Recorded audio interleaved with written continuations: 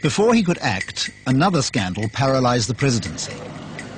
Spiro Agnew, the vice president, was under investigation for taking bribes when he had been governor of Maryland.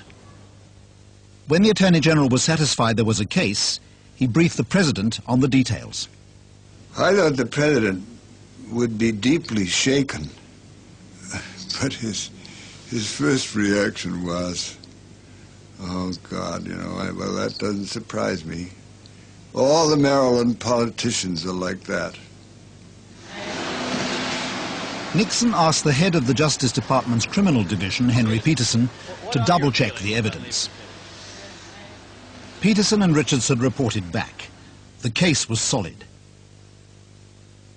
They had testimony Agnew had continued to take bribes even in the White House. One of the many contractors who testified said that when he went to the vice president's office, he handed him an envelope containing approximately $10,000 in cash. Peterson, not in anger, but in sorrow, said that it was his professional judgment that the charges first were serious. He went on to say, and Richardson strongly said this too, that they would have to recommend a prison sentence for Agnew. Here he is. I just asked where you were. With the right-wing Agnew as his running mate, Nixon had won 2 presidential elections. Now, Nixon could do nothing to help him. Even if they were framing Agnew, there wasn't any question after hearing Peterson and his version that he was frankly going to get it. Nixon sent his chief of staff to tell the vice president he must resign. But the man from Baltimore wouldn't go quietly. In the process of pressuring the vice president, it became very clear that he saw me as part of the problem, and I jokingly said to my wife one night, I said, if I suddenly don't show up tomorrow night for dinner, you better look into the most recently constructed bridge pilings on the Baltimore Bay Bridge. Because of Watergate, a presidential resignation no longer seemed impossible. In that event, this vice president would automatically succeed. That was the nightmare scenario for the Justice Department insiders.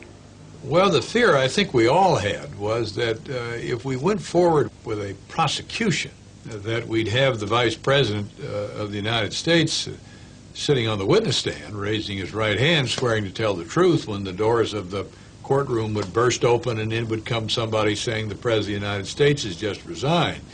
You've got your hand up all right, but we want you to take the oath of office. The prosecutors didn't really have a choice.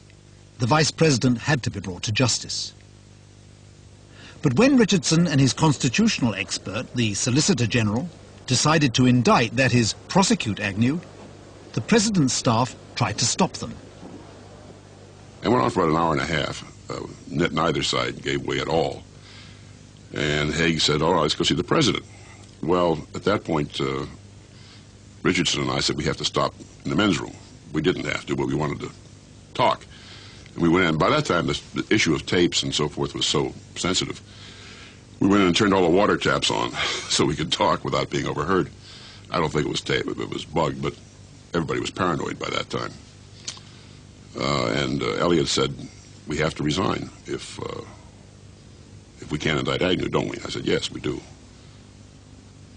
And Bork said a vice president could be tried on charges by the regular courts. Agnew had been trying to escape a trial in the courts. He claimed the constitutional process was for a vice president to be impeached before the Congress. My view was less technical. I was concerned about having 2 impeachment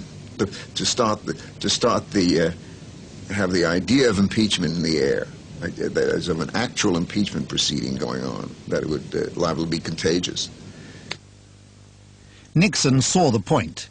He chose the lesser of 2 evils and let Agnew's prosecution go ahead. But the vice president had one more trick up his sleeve. He turned a public appearance in California into a demonstration of his support among the party faithful.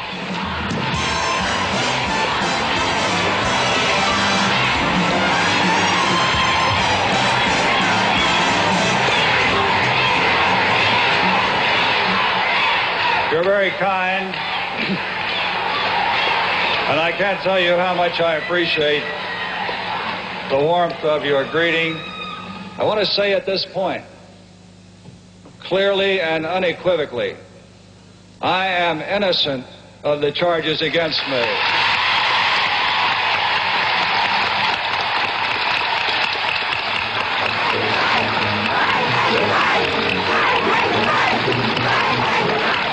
I will not resign if indicted. I will not resign if indicted. It was Agnew's last stand. Outside his hard-right constituency, he had no backing. So secretly, he offered both to resign and plead guilty to a lesser charge, provided he not be sent to prison. The Attorney General gathered his team to consider Agnew's proposal. To the prosecutors who built the case, the whole idea was an affront to the principle of equal justice. You don't give this guy a significantly better deal than you'd give anybody else who had done that just because he's blackmailing the Department of Justice by, in effect, saying, if you don't give me the deal I want, I'm going to stay in the vice presidency and maybe become president. But Henry Peterson, the most senior civil servant in the room, saw a different problem. I had just made some presentation, the importance of treating this guy equally, which meant very harshly. And Peterson paced up and down, and he had his hands thrust in his belt, which was his way, and he literally yelled, "The man is the goddamn vice president of the United States, Barney. What do you want to do, make him crawl on his belly?" Richardson agreed. He guaranteed Agnew would not go to jail. In return, the vice president promised to resign. He set out for the Baltimore courthouse as vice president. Then his letter of resignation was delivered, so he appeared before the judge as a private citizen. He pleaded guilty to tax evasion and was fined. Mr. Vice President, where's the best place?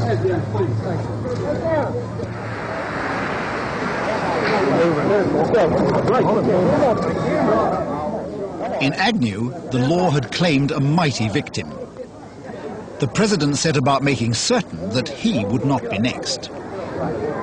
We had concluded the discussion of the Agnew matter, and as we were walking to the door, the president said something like, "Well, now that that has been dealt with, we can go ahead and get rid of Cox."